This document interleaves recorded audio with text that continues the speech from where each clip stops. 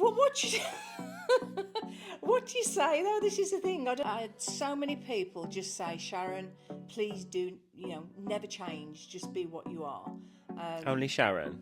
Yeah, Shaun, you've got to change. Jeez. Sean's a bit, yeah.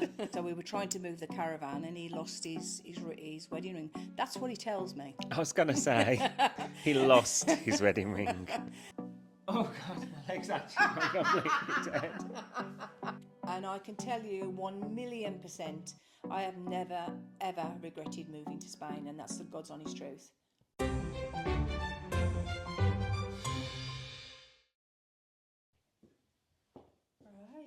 another day. Oh, we are back. Is that a good thing or is that a bad thing? That's what I want to know. No PJs today. I know, yeah. Yeah, the memo today was I'm coming more comfortable. Mother comes dressed up to the nines. But hello, everyone, and welcome back to the Garner's Couch Club podcast. And we are Shaun and Sharon of Channel 4 Sunseeing Selling Houses and Spanish Property Choice here in the beautiful province of Costa Almeria, Spain. So we hope you've got your cuppa of whatever Absolutely. you fancy. I've gone for tea today. I've gone for a good old English tea. Coffee in hand. Chin chin. Chin chin. Yeah, so I hope you're all relaxed. And you're ready for our dribble today, I suppose. Yes, episode 2. Well, episode 1, I think, was interesting. It was definitely, obviously, something completely new. Oh my gosh, the amount of hairs I've got stuck to my socks. I don't know if I can blame my cats for that or your dogs. That's but disgraceful. That is horrendous. There's no. Excuse me, just chuck it on the floor. Kick that on the floor. Yeah, I think episode 1, we were getting comfortable, kind of getting to grips a little bit with how this is going to pan out. But this is a whole new, fresh episode. It is, but you've got to stop me, Shaun. Well, are you going to say about the arms? Okay, well, I'm keeping this cushion here from now on. Because every time you say I'm going to give you a slap around the face. I can't help it. It's just got to be just a thing that I do. I can't help it, unfortunately. But it made a lot of people laugh, so I'm happy with that. Yes, and it is how we talk. We're not going to be able to change it. You know, at your ripe old age, you're not going to be able to change your way of speaking. But I hope everyone is kind of getting to understand why we're doing this, and I think that's the main thing. Yeah. And hopefully we can really pass on as much knowledge as possible. But I really enjoyed the first episode. I know I did. I didn't really know what we were doing, to be honest with you. You thought we were on an iPad to start with, or an iPod, whatever you said. That cushion, Mother. I'm so sorry. But what do you say though? This is the thing. I don't know. When you start a sentence, I just happen to start with Some people start with so. Your dad starts with so. I say a lot of stuff that, like,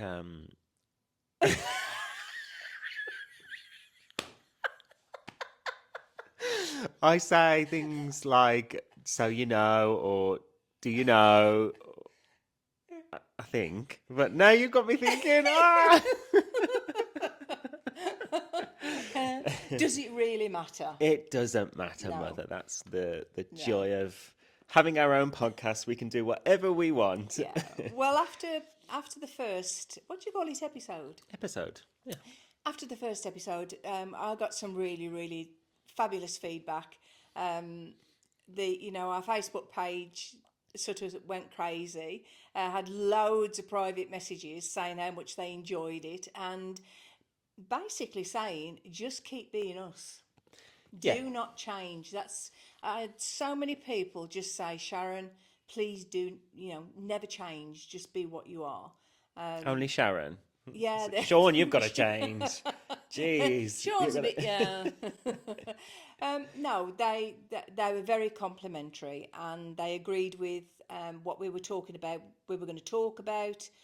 about our private lives, about filming and all that type of thing. So I think we're on the right track. Uh, Um, I have had a few questions asked, but I thought today's question was a good one, really, by a lady called Sally Ann. Now, I don't know if it's Sally Ann or whether her name is Sally Ann, but anyway, Sally Ann. She was asking why we actually moved to Spain in the first place and why did we pick this area. So the truth is, lots of things happened way back. I mean, we're talking 20 years ago now. When we came to this area, believe me, it was like shantytown. I'm being serious. We were lucky to have roads, let alone anything else. It was really, really dire. yeah, it's changed. Yeah, and it has changed so much. But the reasoning behind the move was this lady actually. This is why this picture's here. I don't know whether you can see, but that's Shaun and Emma when they were little. Oh, look how cute you look. Oh yeah, with my bowl cut. Yeah, with his Yeah. bowl cut. But the lady in the middle is my nan, my Nan nan Mac. Yeah. Yeah. She was very, very special. I was very, very close to Nan, and you were, weren't you? And Emma. Very. Yeah. And to be honest with you, she played a very, very big part in our lives back in the UK and in Shaun and Emma's lives. But unfortunately, she's she was amazing. I'm going to talk about Nan now. You go for it. She was an amazing lady because she lost her leg when she was 8 years old. She went to school in Ireland and she used to go to school in one of these, what would you call it, like a Catholic school. A convent school? Yeah, like a convent, like an all-girls school. Anyway, she got pushed down the steps when she was in that school. And consequently, back in the day, they didn't have the medication and that they've got now. And Nan ended up losing a leg. And Grandad made her a crutch, a wooden crutch. Yeah. Now, I've actually got that wooden crutch. Yeah, you still kept it, I kept it. It's the only thing that I kept of hers. It was the only thing that I wanted because it was part of her for so many years of her life, 80 some odd years of her life. But yeah, it was quite strange because she got around.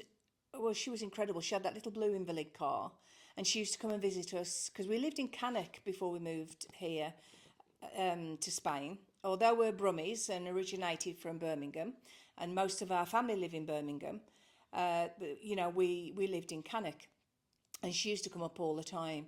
But unfortunately, she had a stroke a few years prior to us moving here, which changed things a little bit, and she ended up moving in with us for quite a long time.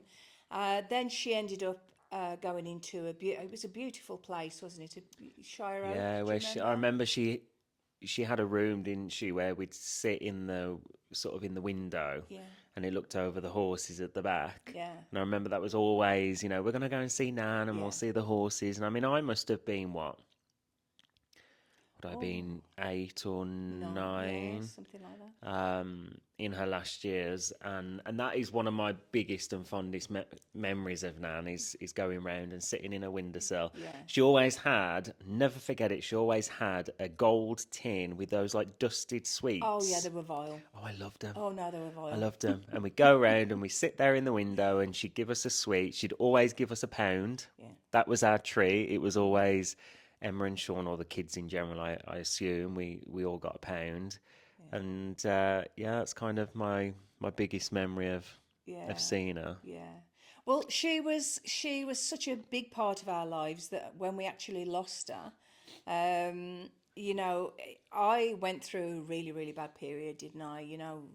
Very, very distressed and very depressed, as a lot of people do. I mean, there's nothing worse than losing somebody. I've actually just recently lost my mom in the last month, and that's been a really upsetting time. And we have to go through but as you get older, this is what happens. But Nan always knew that I wanted to move to Spain. When I met Steve when we were only babies, we've been together nearly 45 years. Yeah, I learnt this the other day. Why didn't I know that you met Dad at like, what, 17 Yeah, or something? yeah, A crazy yeah. Just before age. my 18th birthday. That's crazy. Um, yeah, and he's so we've been together a long time, and it's always been a goal of ours to move to a warmer climate. I mean, I absolutely love the UK. Don't get me wrong. I don't think there's anywhere more beautiful than the UK when the sun's shining. But let's face it, it doesn't shine very often. And we used to have a caravan. We used to be caravanners. We were one of those dready people that you see on the M6 on a Friday night with the caravan on the back. You Yeah, remember? yeah. And we'd be off down to either Weston-super-Mare or to Stourport on Severn, which we spent a lot of time at. Yeah, we Uh, were very lucky, weren't yeah, we? I mean, as kids, again, memories of mine are we were very lucky to be able to have that life, and we travelled a lot around the UK, and then we try and get away to a foreign country every now and again whenever yeah, you or Dad can get time off work. yeah, But yeah, I remember the caravan was yeah, it was our holiday, but then the majority of the time it was either raining or no, you can't go in the pool today because the weather's too bad. It yeah, was always related to the weather. yeah. Well, your dad actually lost his wedding ring. It had been raining that hard. We got an awning on the side of the caravan, and he was trying to move the caravan because we were literally flooded out. This was Easter, and everything was flooded. So we were trying to move the caravan, and he lost his wedding ring. That's what he tells me. I was going to say he lost his wedding ring. But yeah, it's so obviously we used to do the caravanning and that quite a lot, and then we ended up with a static caravan down at Breen Sands, right down by the rock. Do you remember I that? remember. Yeah, Yeah. that's where we met John and Mary. Yes. Yeah. John and Mary are really good friends of ours back in the UK, and we were there looking at a caravan to buy, a static caravan, and it was throwing it down. I mean, it was a hoolie. And I remember her sort of knocking on the window, and she put her head out the window, and she said, "I've been watching you two walking up and down." She said, "You're absolutely soaking. Come in for a coffee." So we went into a coffee, and a long-standing friendship led from there, didn't it? Yeah. But then the one day we were down there, and we just walked along the beach. My skin was beautiful because I've been sandblasted. We got down to the bottom at the beach, and there used to be a cafe down there. Do you remember you used to go down for the hot chocolate? I remember the walk. Yeah, it was a good walk all Yeah. the way down, and then we'd always get there and we'd have the hot chocolate with the cream and the marshmallows. Marshmallows on Oh, top. Yeah. it So all was those calories that you amazing. burnt walking, it I was just know. gone at the end of it. But yeah, we were down there the one day, and I think I'd got to such a low that Steve said to me, he said, "Shall we go and have a look? You know, what sort of properties we can get in Spain? Are you still thinking about moving?" And it was literally those words. The following week, we booked a flight and we came here. We came here to Almeria. Now, I chose Almeria to come and look for properties because 20 years ago it was still a very up and coming area. It hadn't been discovered like, your Benidorms, your Costa del Sols, and all of that. Almeria was relatively unknown, which made the properties a lot cheaper than anywhere else in Spain, really. So, this was our first choice to come over here and have a look. And we had a look round, and we it was quite strange because I'd actually seen this house on a little newspaper clipping back in the UK. And ironically, the agents that we came out with, they hadn't got this property on the books. And that's the one thing here. It's estate agency here is completely different to the UK. A lot of agents have the same properties. You know, you have multi-agent or you have sole agent. And I couldn't find this property. And then in the end, I asked the agent that we were out with, I said, "Look, there's a property that I've got to see. I've got to go and see.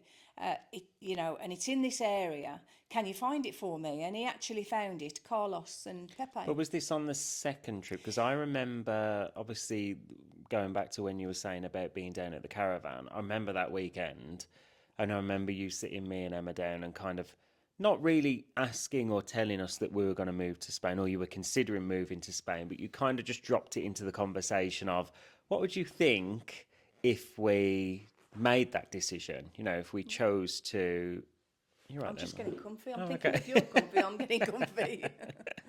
um, and I remember you kind of discussing it and saying what would your thoughts be?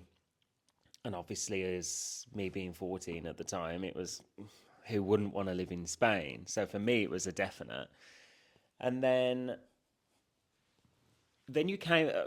I mean, correct me if I'm wrong, but you came over twice. The first time, was it just like a recce of Well, the the area? first Because you no, came on your own. It was just you and Dad the first yeah, time. the first time we came over, yeah, it was a recce, literally. But however, we did find a property when we were here, and it was in an area not far from here. But lucky enough, Pepe and Carlos, we got to know quite well. And they suggested a solicitor that we used at the time, and the property that we actually wanted turned out to be illegal. It was built on rustic land without a license, which we will, in these podcasts, we will go through all this. We will do episodes purely on that, just so you know what that's all about. But it turned out to be illegal, so we went away from that one, and I couldn't get this house out of my mind. And that's when the second time we came, we asked Carlos and Pepe if they could try and find it for us, and they did. And as soon as I walked in, I got the Shazza tingle. There it is again. Yeah, it just felt right. It was nothing really like I wanted. It was a blank canvas, and there's not really much left of it that was original now. I mean, obviously everything's changed so much, but it was. I knew that I could make this into a home. The Yeah. difficulty was that obviously because the area was so not remote, because it's not remote. I mean, we are literally only 3 kilometers from the town. It just Ob- wasn't as established, was it yeah, then? 20 yeah, years ago, Owlbox wasn't what it is now. And the whole exactly. area, Almeria in general's grown all in a positive way, but it has grown. Yeah, yeah. Um, But it's quite strange because Pepe and Carlos did say to us at the time, and they were telling the truth. They did say that it was an up and coming area, that there would be some building work going on with new properties, etc. But it would never become the high rise, more than 4 stories high. It will still remain small little local villages, and the coastline exactly the same. And that's why we've got such a beautiful coastline yeah. here. So it was really strange. I walked in and I got the Shazza tingle. There's no question about it. It felt right. But we came back to the UK. I put, Well, hang on, you're missing out a huge part of that story, which was the second visit you brought me with you. Emma at the time was doing a bit of part time work, wasn't she she? was She was like working for doing. Thompson Tui, yeah. So she couldn't make it, but I came over for that trip, and I remember the search from my point of view. Obviously, as a 14-year-old, it was very different, but I remember you going round different properties, and it just wasn't quite right. And I can't remember who you viewed with at the time, but I got the feeling that you were being shown stuff just to be shown. Yeah. I got, I think it was kind of back in that time, maybe there either wasn't the selection of properties out there, or I can't quite put my finger on it. But I remember you being taken to lots of different houses, and I'm just sort of sat there thinking, why are we even Well, here? exactly. I mean, we were taken to, cortillos, which are the old farmhouses, which is the one thing that I didn't want because Mm. I'd come from a modern house. And obviously, our first idea when we first came over here was me and your dad were going to semi-retire. Yeah, well, yeah, 20 years on. Never worked so hard. Because we had busy lives back in the UK. Our background in the UK, I had a florist shop called Courtyard Flowers at Swinfen Hall, which was a craft centre, which was a beautiful, beautiful centre. It was, yeah. I had the second jeweller to the Queen was actually opposite my shop, which was quite nice. Um, And Emma used to work at the pig barn, if you remember. Yeah, And you as a used to, waitress. yeah, and you used to come and help on the farm I doing the did. lambing. I used to do lambing, Yeah. yeah. So she had me grafting when I was 13, 12, 13. Started, you mean to go on? Yeah. But yeah, I remember coming down and obviously you'd open the florist, would help you, or I'd help you open up. And then you'd send me down to the farm at the end of the footpath. Yeah. Who were the, because they were the owners of the hall, of the centre, weren't they? Or Of were the they? yeah of the Yeah. actual craft centre, yeah. Yeah, they had a big farm, and you used to go off. It was Yeah. quite nice. It sort of, it was a. I think that the love of animals has always been there, you know. Yeah. So from there, really, although you say, okay, she had a florist shop, but I was also a manager of a big store in Cannock, and I was part of the town centre management. I was a I was chairman of Cannock Traders. I've always had my nose in something or other, but I've played a big part in Cannock Town Centre and sort of the activities, and working with the different companies and that. But me and your dad, used to get up at 2 o'clock in the morning. We used to, in the little blue van, remember the little blue van, Courtyard Flowers Yeah. downside? And we used to go off to either Wolverhampton Market or to Birmingham Market to get the flowers. Then we would go back to the shop. They'd end up being bucketed and getting ready for the day. Uh, if we got a wedding on or a funeral or something like that, then that would be something that I'd probably stay and do or make time for. But other than that, I'd go off, do a day's work. Your dad used to be one of the managers at Tarmac Top Block in Wolverhampton, Yeah. for many, many years. I think 25 years, I think he worked there. So he'd been up since 2 o'clock, but he would come and help me with the flowers. Then he'd go off to work, and then he'd come back. Both of us would then go back to the florists and continue whatever orders were for the day. So and that was 7 days a week.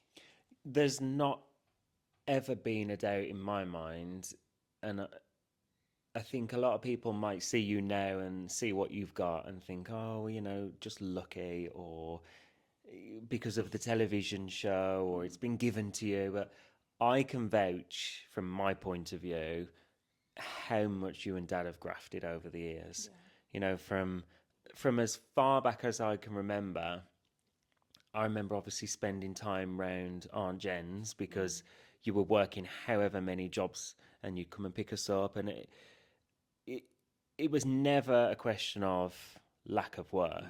And I think, sitting back now and seeing everything that you've got around you and everything you've achieved, it's 100% down to the hours that you and Dad have put in.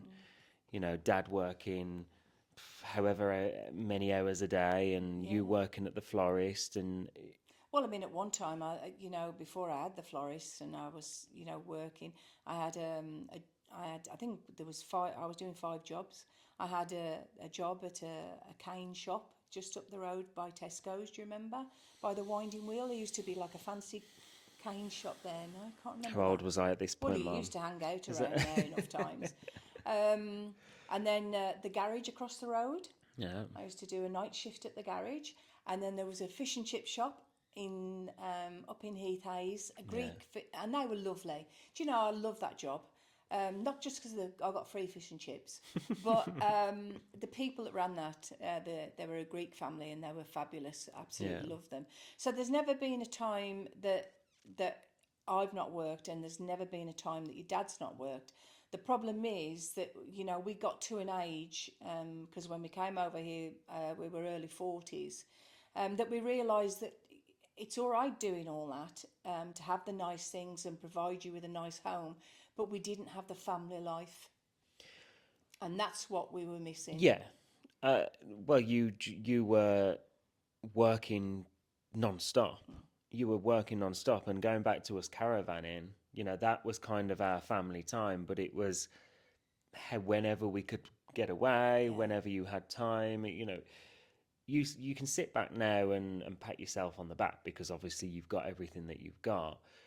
But I think the other thing that a lot of people need to understand is in order to move abroad, and especially to do it in your 40s with 2 kids, with animals, it's not something that everyone can do. It's not something, that side of it is a luxury only if you put the work in. Yeah. If you hadn't have worked all those hours and all those jobs, you wouldn't have been able to do it maybe in your 40s. And Yeah. I think we see that even in the business that we work in, the amount of people that can't do it until they're retired.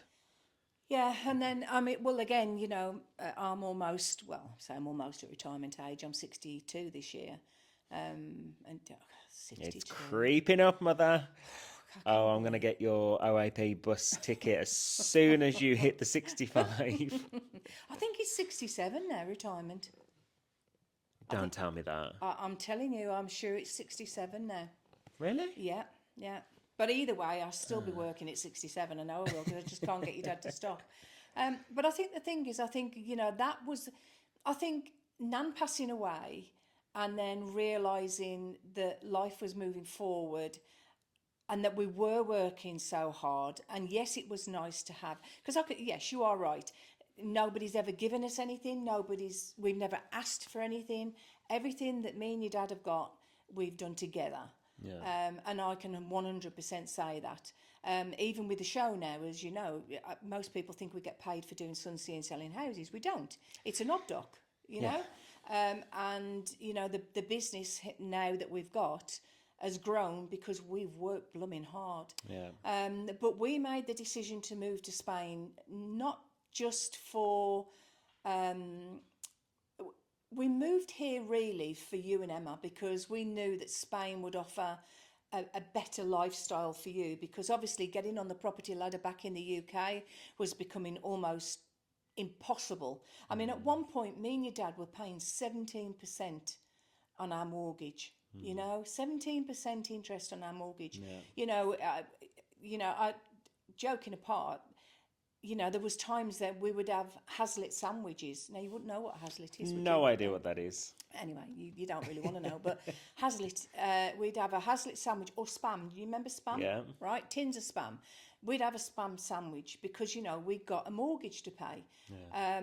Obviously, when I first left school, I went into nursing before I had Emma, so I did that for 7 years. Which I could have gone back to that career, but then I didn't really want to. I didn't want to leave Emma once because it had taken us so long to get her. Yeah. And then you get into this pattern of just doing jobs and taking jobs just so you can pay the mortgage. But I didn't want that for you and Emma. I wanted a different lifestyle. I've always been very family orientated. I've come from, my nan Knight, my mom's family. Mom passed away a month ago, and she was the last of 16 children.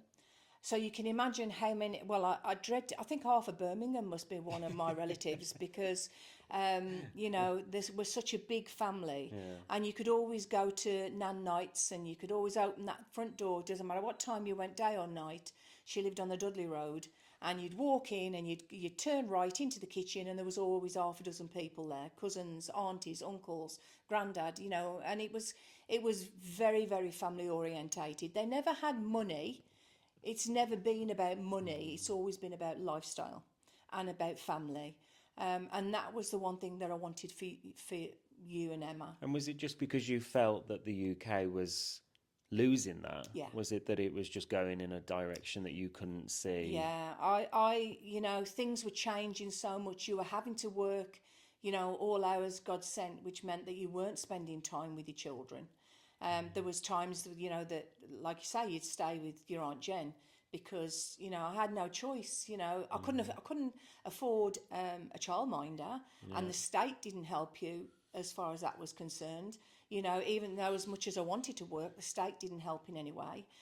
I've never been unemployed, so there was no benefits involved in anything. So we had to work, and I just saw people around me just getting more and more and more dragged down with that lifestyle. And I believe now, obviously talking to your Aunt Jen now, it's just got worse.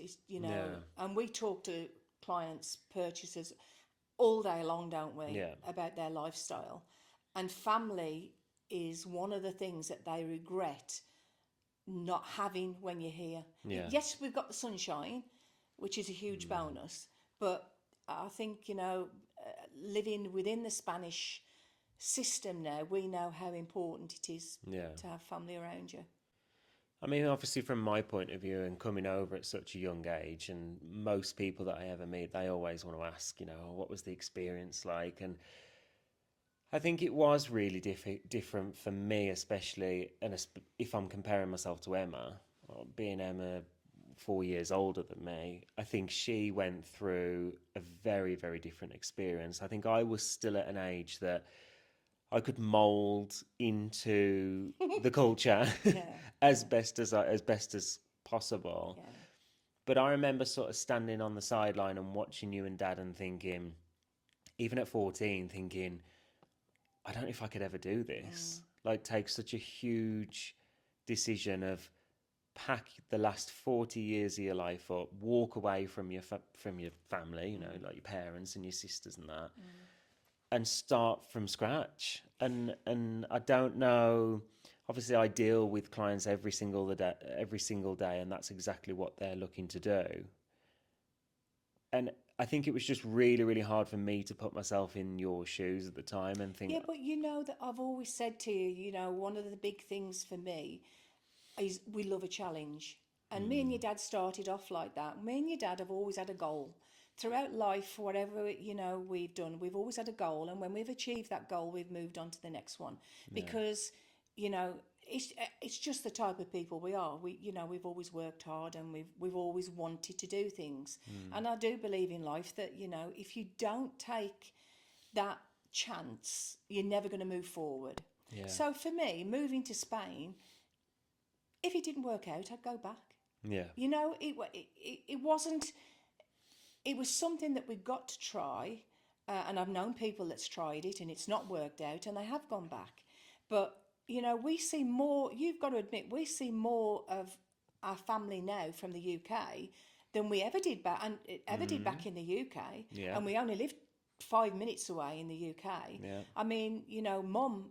I never used to see Mum, and Dad for weeks and weeks on end, and yet when we moved to Spain, I couldn't get rid of them. They were here, every other month. yeah, But I think, it is a hard decision. It's something you've got to think about. But I think things have changed so much in the last 20 years yeah, that I don't think it's as big a risk now, because I can't see that you're missing anything if you do try it. yeah, Back in the UK, as I say, UK will always be home. I mean, it's difficult for you because you've lived in Spain longer than you've actually lived in the UK. yeah, So you're more Spanish than you are English. For me, the UK will always be home. And as I say, there's nowhere more beautiful than the UK when the sun's shining. yeah, But I think for lifestyle, moving to Spain was the best thing we ever did, because I remember the first day you going to school, and that was Pepe and Carlos's fault, because we were going to put you into the international school, but Pepe said to me, God bless him, he said, take Shaun to the local Albox school, push him through the gates, and let him get on with it. yeah, And the day that we did that, I was like, yeah. yeah. No, I wasn't. Finally got rid of him. No. Me and your dad cried all the way home. Even your dad was panicking, because to push you into that situation, because obviously, it was hard. I'm going to bring this subject up because it's important for people as well. You had got a different lifestyle back in the UK because you were dealing with your own issues back in the UK. Yeah, And obviously, as a family, I knew that you were gay, and you were dealing with that back in the UK. And I was frightened that obviously, coming to Spain, which is such a religious country, how you would be perceived and how you'd be taken in. But the way that you integrated and got Spanish friends so quick, and they've always supported you. yeah, solidified the fact that we made the right decision. Yeah. For me, anyway.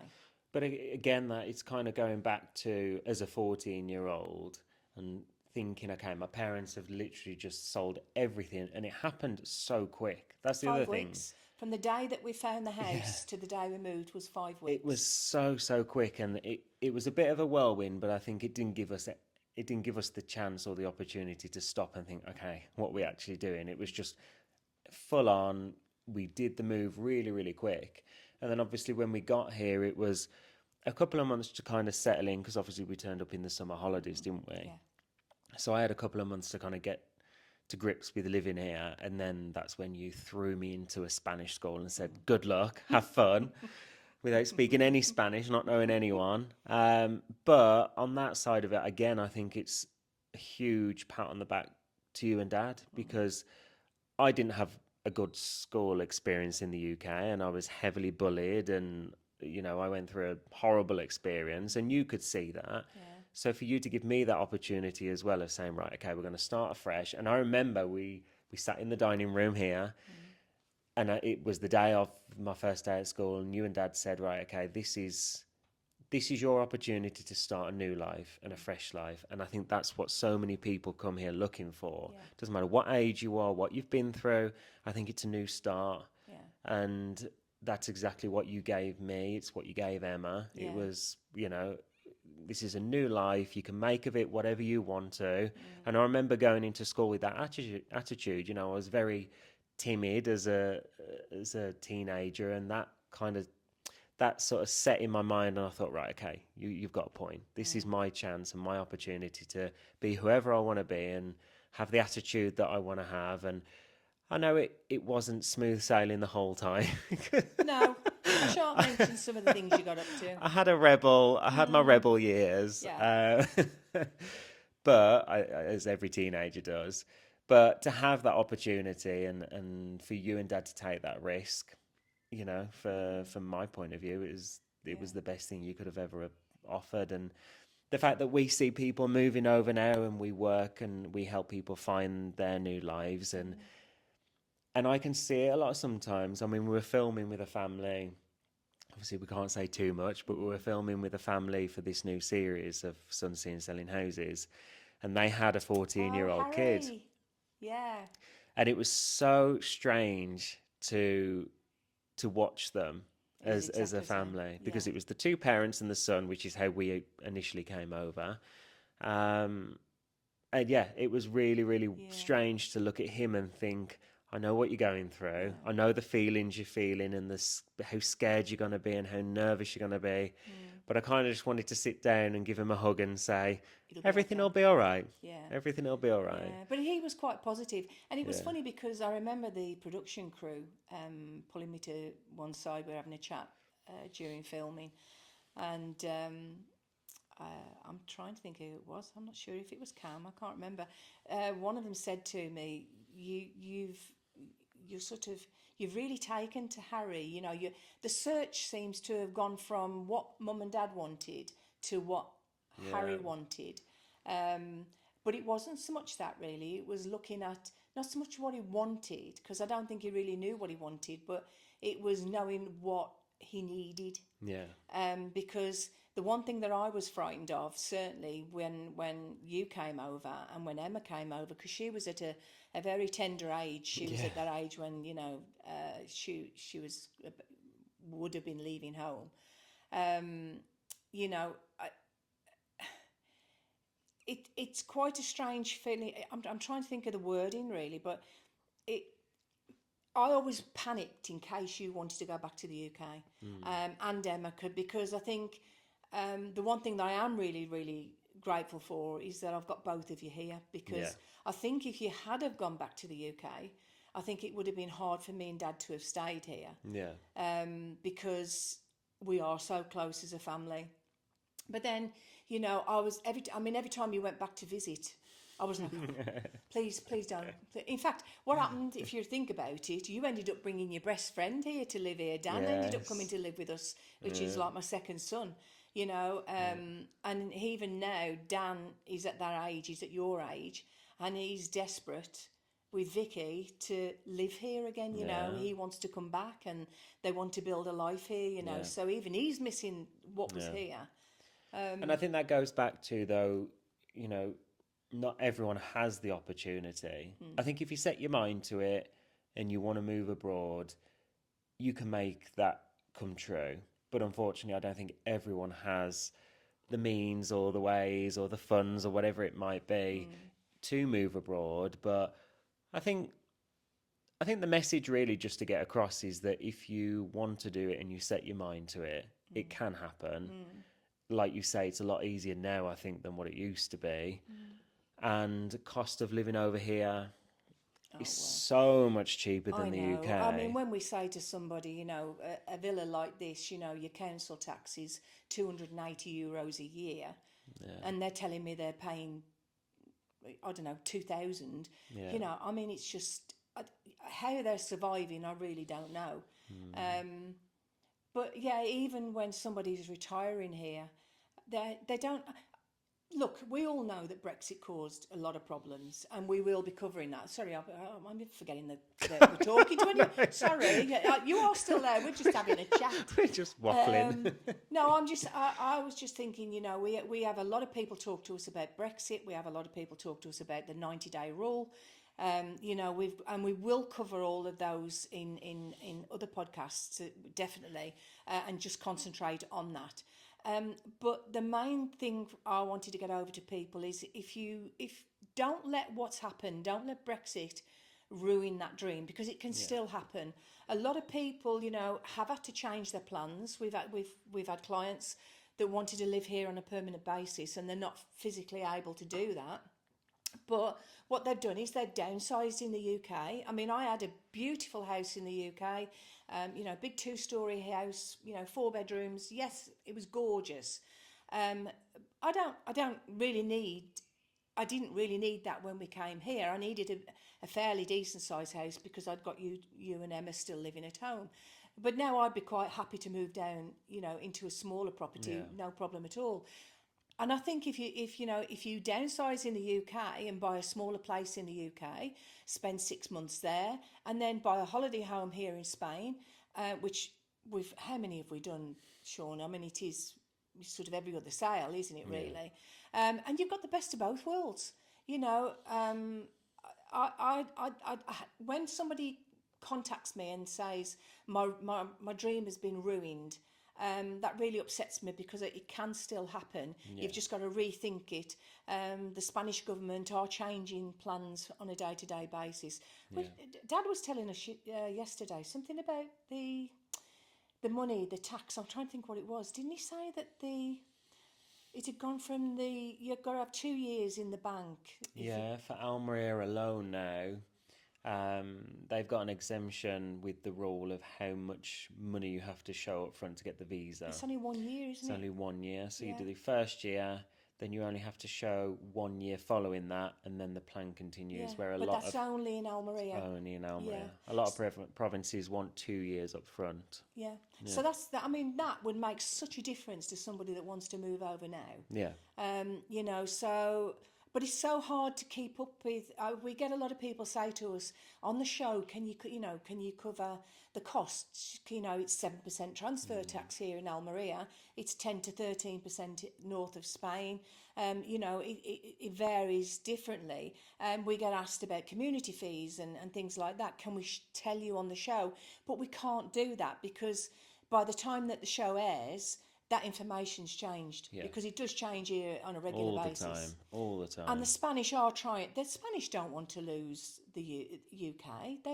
You know, we've bought a lot to the area, and a lot to Spain. They don't want to lose us, so they are trying to make things a bit easier, aren't Yeah, they? yeah. Things are evolving, and although it's been a few years now, I think it is still quite fresh to really know what's going to happen and what the governments are going to decide, and it's forever changing. So it's hard for us to give exact advice on a lot of things, and we have it all the time. Every single day we have someone come in the office just to ask us a question on those topics, and it is hard to answer. So we would always guide anyone to go and speak to a legal advisor and speak to a Yeah. solicitor, who can probably be a little bit more specific on those details. So, well, I think because people think, think that we are estate agents, and yes, we definitely deal with this every day.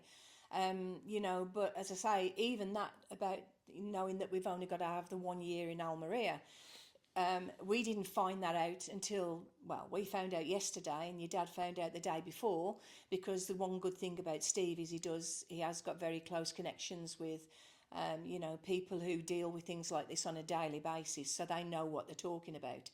So we do try to keep up to date as much as we can, and we'll keep you up to date as much as we can. But we would more than happy if anybody contacts us.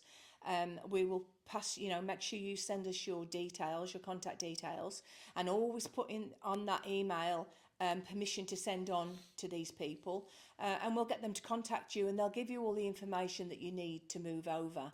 But please don't let what you hear or what you read on the internet sort of ruin it for you, because if I'd have listened to half of the things that I was being told 20 years ago, we would never have made this move. And you didn't really have anyone with that guidance at the time, and I think we've taken that on board a lot with what we do as a profession, and working and running Spanish Property Choice. I think we try and pass anything on that maybe we didn't have when we moved. Absolutely. So it's making people feel comfortable, and clients feel comfortable that if they're going to trust in us to find them their dream home, then we're going to do it from the right point of view. And we're going to make sure that they're going to buy a legal house, because that was the one thing. I mean, we lose a lot of vendors, we lose a lot of properties, because we're one of the few agents that will ask for all the paperwork that we need in compliance with something called the Decree 218 2015. And again, that's something that we will cover on a separate podcast, because that is a whole other subject, because there's so much to say on that. But we make sure, that the properties that we have on our books have all that documentation, or are in the process of getting an AFO, Fuera de Ordenación, which is another episode. And a lot of vendors don't want to supply that, because there's a lot of agents that don't ask for it. So why go through all that and supply that to us when they can put it on with an agent that doesn't ask for that? Well, the answer is we're trying to protect you. And we've been through it. I almost bought an illegal house when I first came to Spain, and if I hadn't have spoken to the right person, we would have been in an illegal house. So yeah, it's the subject, honestly, we can cover this. We can go on and on and on about it, can't we? But hopefully that's what this is going to do again for anyone that's following this podcast now, and anyone that's subscribing to the channel. I think watching these episodes and learning just that little bit extra about what you went through, or what we went through as a family, I think it's so much easier to make decisions when you've got someone that's speaking from first-hand experience. And that's what we are. We didn't just one day wake up and say, okay, we're now estate agents, we have no experience. No, we've built it up off personal experiences, good and bad. And I think it's really important to pass that information on. But it's still very early days. Obviously, we hope you're enjoying the podcast and still tuned in, because because I'm sorry, I forgot you were there. I was reminiscing. We have waffled once again, but we talked about my nan and talked about everything. But I think that's the point. I think at the end of the day, I'm hoping that people will realise that. And I'm going to keep saying it. We're not just estate agents. We're a family. We've been where you are. And we've gone through an awful lot to be where we are today. And we just want to share our experiences, and be truthful with you, be transparent. There'll be some good things, there'll be some bad things. But and believe me, as a business, we're not perfect. No. I always say this, no agent is, no business is. But the one thing that you will get from us is honesty. And, we will always try our best. Yeah, we will indeed. Yeah. Hence why we're doing this. Exactly. But I think we've chatted enough again now. Yes. So if you're still here, as I say, if you've made it this far, first of all, congratulations. Yeah. Second of all, please go ahead and subscribe to the channel because we need to see your feedback and your reaction to keep doing the podcast. Yeah, and the more people that follow us, the more that they were prepared to do. And yeah, if we see the following there, then obviously we will continue to do it and give you what you want. And make sure you leave any comments down below so that if you've got any questions, if you've got any feedback, anything at all, please let us know. Give us a shout. yeah, and we'll try and cover those questions on each one of these. Yeah, I think the way that this is probably going to evolve is that the questions we get, we'll obviously pick a topic per episode. Like today, we had the question from Sally Ann about moving to Spain, and then at least it gives us a topic to talk about. Yeah. But we'll probably do some question and answer episodes specifically so we can get through a lot of your questions because we did get a lot. And yeah, she did not gonna also have say time. the other part of her question was, have we ever had any regrets? And I can tell you 1,000,000%, I have never ever regretted moving to Spain, and that's the God's honest truth. Don't know about you. No regrets at all. No regrets, because being taken to a foreign country at a younger age, I only see it as positive. It was hard. And again, that's probably another episode. We can go into a little bit more detail about when you get to Spain and what you need to do and the steps you need to follow. It was definitely a roller coaster of emotions, but I don't look back and have any regrets at all. So, well, I hope we've answered your questions, Sally Ann. yes. I'm sure there's going to be lots more on the next podcast. I don't know how many I've said on this one. The cushion hasn't Well, I come didn't out swing very the often. cushion, so Right. you did well. Yeah, well, I think, shall we leave it now? And I hope you've had a shazza tingle again. Oh, mother. And Yes, and we'll see you in the next episode. cheers. Hasta luego. My leg's so dead. Oh, my God. See, I was quite comfortable. Oh, no, my hip.